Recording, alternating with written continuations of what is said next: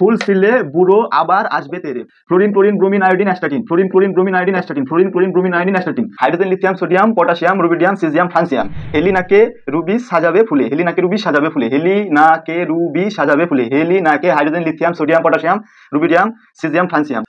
Hello dear students, আমি তোমাদের প্রিয় বিনয় স্যার। আজ এই ভিডিওটিতে তোমাদের পর্যায় সারণীর বিভিন্ন মৌলগুলো কি করে তোমরা সহজেই মনে রাখবে তার সহজ কৌশল বা সহজ টেকনিক তোমাদের আজকে এই ভিডিওটিতে শিখিয়ে দেবো। পর্যায় সারণীর সমস্ত মৌলগুলোকেই একটা সিকোয়েন্স মেনটেন করে সাজানো হয়েছে, যেটা মেন্ডেলিফের পর্যায় সারণীতে ছিল পারমাণবিক ভর বা পারমাণবিক গুরুত্বের উপর ভিত্তি করে মৌলগুলোকে সাজানো হয়েছিল, কিন্তু আধুনিক পর্যায় সারণীতে মৌলগুলোকে পারমাণবিক সংখ্যার উপর ভিত্তি করে সাজানো হয়েছে। এবার দেখি আমরা প্রথম যে শ্রেণী রয়েছে অর্থাৎ 1 নাম্বার শ্রেণী, এই 1 নাম্বার শ্রেণীতে সাধারণত ক্ষার ধাতুগুলোকে রাখা হয়েছে। 1 নাম্বার শ্রেণীতে ক্ষার ধাতুগুলোকে রাখা হয়েছে। তো 2 নাম্বার যে শ্রেণীটা রয়েছে সেখানে রাখা হয়েছে ক্ষারীয় মৃত্তিকা ধাতুকে। 3 থেকে 12 নম্বর শ্রেণী এখানে রাখা হয়েছে সন্ধিগত মৌল। 3 থেকে 12 নম্বর শ্রেণী বলে রাখি 1 এবং 2 নম্বর শ্রেণীর মৌলগুলো সাধারণত তড়িৎ ধনাত্মক মৌল, এবং 3 থেকে 12 নম্বর শ্রেণী এই মৌলগুলোকে বলা হয় সন্ধিগত মৌল, কারণ 1 এবং 2 নম্বর শ্রেণীর মৌলগুলো হলো তড়িৎ ধনাত্মক মৌল, এবং 13 থেকে 17 নম্বর শ্রেণীর মৌলগুলো হলো তড়িৎ ঋণাত্মক মৌল, এবং এদের মধ্যবর্তী মৌলগুলোকে বলা হয় সন্ধিগত মৌল। এই 13 নম্বর শ্রেণীকে বলা হয় বোরন পরিবার, যেটা বোরন থেকে স্টার্ট হচ্ছে। 14 নম্বর শ্রেণীর মৌলগুলোকে বলা হয় কার্বন পরিবার।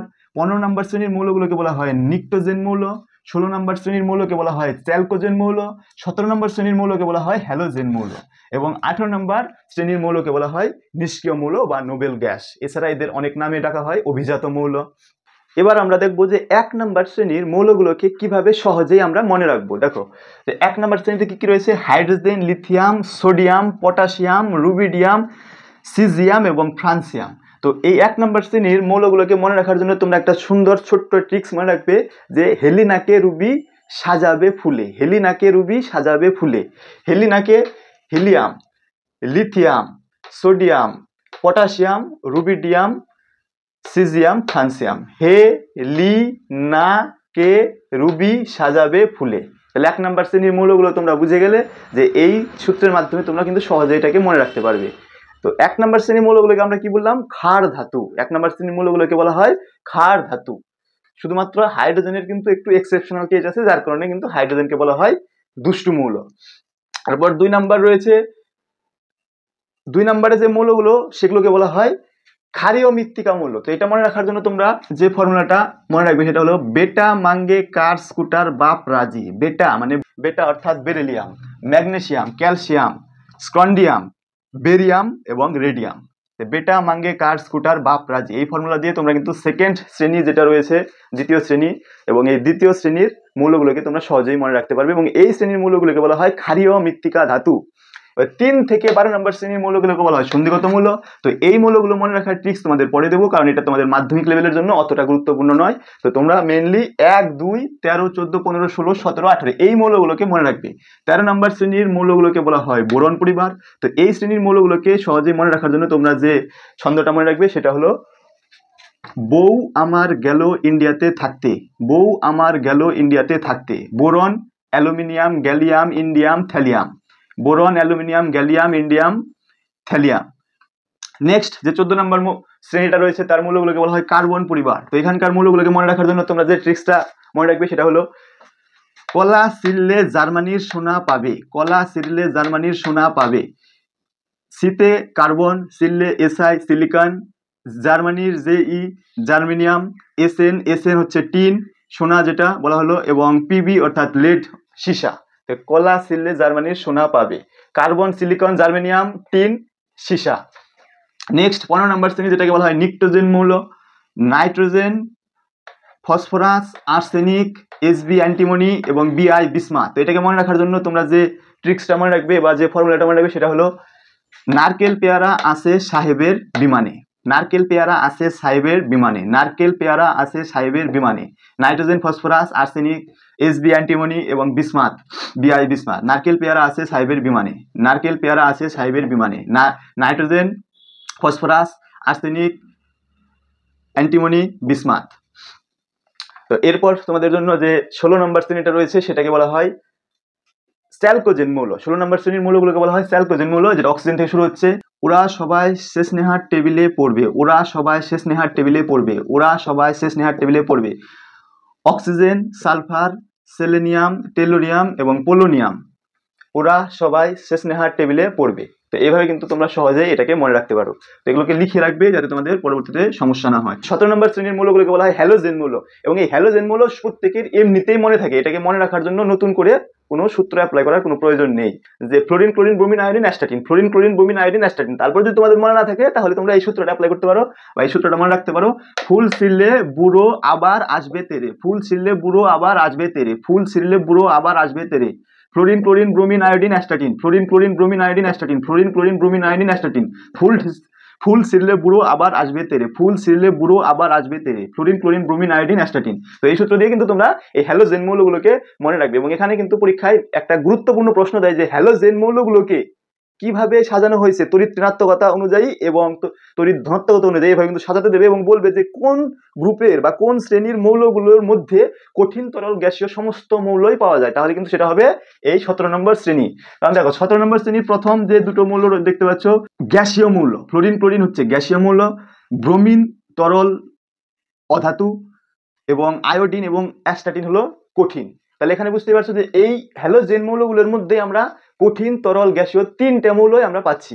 নেক্সট আমরা দেখবো যে 18 নম্বর শ্রেণী, যেটাকে বলা হয় নিষ্ক্রিয় মৌলের শ্রেণী, অর্থাৎ যে শ্রেণীর মৌলগুলো কোনো রাসায়নিক বিক্রিয়া অংশগ্রহণ করে না, কারণ তাদের কিন্তু অষ্টক পূর্তি কমপ্লিট হয়ে যায়, অর্থাৎ তাদের বাইরের কক্ষে 8টা ইলেকট্রন করে রয়েছে, যেটা ব্যতিক্রম শুধু হিলিয়াম, কারণ হিলিয়ামের বাইরের কক্ষে শুধুমাত্র 2টো ইলেকট্রন রয়েছে, বাকি নিয়ন আর্গন ক্রিপ্টন জেনন রেডন প্রত্যেকটার বাইরের কক্ষে 8টা করে ইলেকট্রন রয়েছে।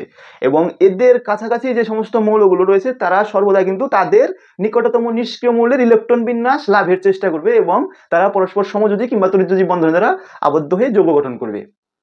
তো এই হলো তোমাদের পর্যায় সারণীর বিভিন্ন মৌলগুলো মনে রাখার টেকনিক বা সূত্র। এটা আমি পুনরায় আবার রিপিট করে দিচ্ছি। তো তোমরা দেখো যে 1 নম্বর শ্রেণী যেটাকে আমরা বললাম যে ক্ষার ধাতুর শ্রেণী, এবং ক্ষার ধাতুর মৌলগুলোকে মনে রাখার জন্য তোমরা যে টেকনিকটা মনে রাখবে যে hydrogen lithium sodium potassium rubidium caesium francium, হেলিনাকে রুবি সাজাবে ফুলে, হেলিনাকে রুবি সাজাবে ফুলে, হেলিনাকে রুবি সাজাবে ফুলে, হেলিনাকে hydrogen lithium sodium potassium rubidium caesium francium. 2 নম্বর শ্রেণীর মৌলকে বলা হয় ক্ষারীয় মৃত্তিকা মৌল, যেখানে প্রথমে রয়েছে বেরিলিয়াম ম্যাগনেসিয়াম ক্যালসিয়াম স্ক্রন্ডিয়াম বেরিয়াম এবং রেডিয়াম।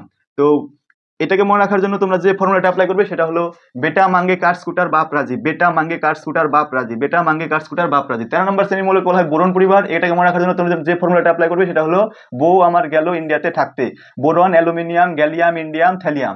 14 নম্বর শ্রেণীর যে মৌল সেটাকে মনে রাখার জন্য তোমরা কি যে ফর্মুলাটা অ্যাপ্লাই করবে সেটা হচ্ছে কলা সিললে জার্মানির সোনা পাবে, কলা সিললে জার্মানির সোনা পাবে। তো এই শ্রেণীর 14 নম্বর শ্রেণীর মৌলগুলোকে বলা হয় কার্বন পরিবার। এরপর আছে 15 নম্বর শ্রেণী, যেটার মৌলগুলোকে বলা হয় নিকটোজেন মৌল, এবং এই শ্রেণীর মৌলগুলোকে মনে রাখার জন্য তোমরা এই ফর্মুলাটা অ্যাপ্লাই করবে যে এই ছন্দটা মনে রাখার চেষ্টা করবে নারকেল পেয়ারা আছে সাহেবের বিমানে, নারকেল পেয়ারা আছে সাহেবের বিমানে। নাইট্রোজেন ফসফরাস আর্সেনিক অ্যান্টিমনি এবং বিসমাথ, এসবি হলো অ্যান্টিমনি বিআই বিসমাথ।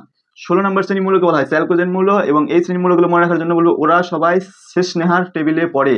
তো অক্সিজেন সালফার সেলেনিয়াম টেলুরিয়াম এবং পোলোনিয়াম। 17 নম্বর শ্রেণীর মৌলকে বলা হয় হ্যালোজেন মৌল, এবং এটাকে মনে রাখার জন্য তোমরা যে ফর্মুলাটা অ্যাপ্লাই করবে সেটা হচ্ছে বা যে ছন্দটা মনে রাখবে সেটা হচ্ছে ফুল ছিঁড়লে বুড়ো আবার আসবে তেরে, ফুল ছিঁড়লে বুড়ো আবার আসবে তেরে, fluorine chlorine bromine iodine astatine. এটা প্রত্যেকের এমনিতেই মনে থাকে, এটাকে ফর্মুলা এগুলো মনে রাখার কোনো প্রয়োজন নেই। আর যাদের মনে থাকবে না বা যাদের এটা মুখস্থ নেই বা মনে নেই বা মনে থাকে না তাদের জন্য এই ফর্মুলাটা তোমরা মনে রাখবে। আর লাস্ট শ্রেণীর যে মৌলগুলোতে helium neon argon krypton xenon radon, helium neon argon krypton xenon radon, helium neon argon krypton xenon radon, এবং সিরিয়ালি কিন্তু মনে রাখবে। এবং এখান থেকে একটা গুরুত্বপূর্ণ প্রশ্ন দেয় সেটা হলো এই রেডন এই নিষ্ক্রিয় মৌলটা কিন্তু তেজস্ক্রিয়। তাহলে একটা নিষ্ক্রিয় মৌলের নাম লিখো যেটা তেজস্ক্রিয়, সেটা হলো রেডন। একটা নিষ্ক্রিয় মৌলের নাম লিখো যেটা তেজস্ক্রিয়, সেটার অ্যান্সার হয়ে যাবে রেডন, অর্থাৎ লাস্ট যে তেজস্ক্রিয় মৌলটা রয়েছে রেডন। এই পর্যন্ত তোমরা মোটামুটি মনে রাখলে তোমাদের কিন্তু এক্সামে আর কোনো সমস্যা হবে না।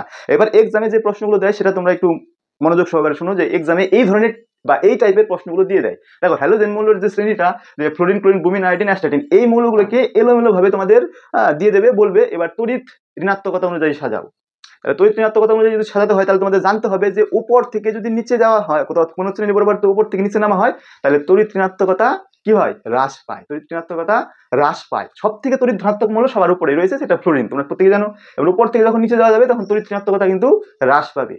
এই জন্য তোমাদের কিন্তু প্রত্যেকটা ধর্ম মনে রাখতে হবে, এবং ধর্মগুলোকে তখনই অ্যাপ্লাই করতে পারবে যখন তুমি জানবে যে কোন শ্রেণীতে কোন মৌলগুলো রয়েছে, এবং সেই শ্রেণীর সেই মৌলগুলো সম্পর্কে যদি তোমার সঠিক ধারণা থাকে তাহলে কিন্তু তুমি সমস্ত অ্যান্সার করতে পারবে। এবং এটাকে মনে রাখার জন্য তোমাদের একটা ছোট্ট ট্রিক্স বলি যে কোন ধর্মগুলো কিভাবে পরিবর্তিত হয় আর কিভাবে চেঞ্জ হয়। দেখো 1 নম্বর বলি যে বিজারণ ধর্ম বা বিজারণ ক্ষমতা, তাহলে বিজারণ ক্ষমতাটা যদি বাঁ দিক থেকে কোনো পর্যায় বরাবর ডান দিকে যাওয়া যায় তাহলে বিজারণ ক্ষমতাটা হ্রাস পায় বা কমে যায়।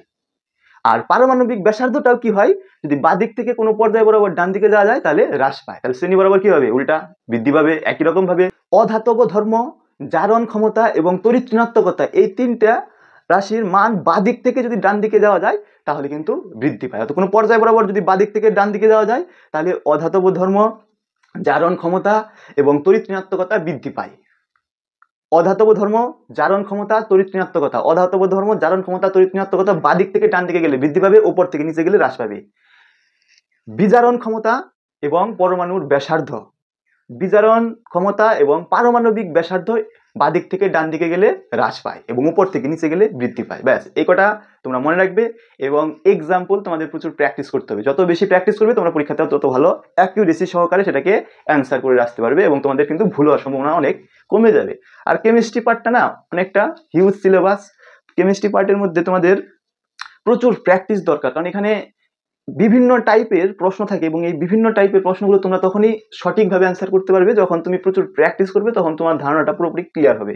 এখানে প্রচুর এক্সেপশন থাকে, এই এক্সেপশনগুলোকে তোমাদেরকে মুখস্থ রাখতে হয় এবং এই মুখস্থ করে করে কিন্তু তোমাদের এই কেমিস্ট্রির সমস্ত পার্টগুলোকে আয়ত্ত করতে হবে, মনে রাখতে হবে। বুঝতে তো অবশ্যই হবে, কিন্তু এক্সেপশনগুলোকে মনে রাখতে হবে। এই জন্য তোমরা কিভাবে মনে রাখবে সেটা তোমাদের পার্সোনাল বিষয়, মেনলি মনে রাখতে হবে এবং সঠিকভাবে পরীক্ষায় লিখে দিয়ে আসতে হবে, তবেই তুমি ভালো নম্বর পাবে। তো ভিডিওটি কেমন লাগলো অবশ্যই জানাবে। এই ধরনের আরো কনসেপশনাল ভিডিও পেতে তোমরা চ্যানেলটি অবশ্যই সাবস্ক্রাইব করে রাখবে এবং বন্ধুদের মধ্যে শেয়ার করে দেবে।